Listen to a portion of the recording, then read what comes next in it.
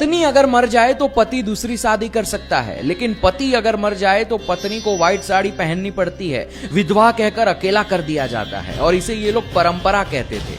ये परंपरा नहीं, धर्म के नाम पर बेचा गया प्रोपोगेंडा था। इसी धर्म की असलियत मैं आपको बताता हूं कि शक्ति के बिना शिव शव हो जाता है। ये कोई कहानी नहीं है, हकीकत में आपको देखने को मिलेगा। अपनी लाइफ में ऑब्जर्व करना, जब एक मर्द की औरत मर जाती है, औरत के मरने के कुछ ही महीनों में मर्द का शरीर कमजोर हो जाता है, वो बीमार होने लगता है और कुछ ही सालों में उसकी भी मौत हो जाती है। लेकिन दूसरी ओर अगर हस्बैंड मर गया और वाइफ रह गई तो वाइफ को दर्द होगा, महसूस होगा, अकेलापन लगेगा, लेकिन थोड़े ही टाइम में बैक टू नॉर्मल हो जाती है फुल एनर्जी के साथ। साइंस ने भी इसे प्रूव किया है, विडोहुड इफेक्ट, जहां वो कहता है कि 70% मर्द अपनी पत्नी के मर जाने के तुरंत बाद थोड़े ही टाइम में मर जाते हैं। ये होता इसलिए है क्योंकि ये जो शिव है ना, ये शक्ति के बिना कुछ नहीं है, लेकिन ये शक्ति खुद में पूर्ण है। ये मर्द जात को जो लगता है कि वो औरत को पाल रहा है, लेकिन औरत मर्द को पालती है। एक मर्द को चलते रहने के लिए शक्ति का एंकर लेना पड़ता है। इसीलिए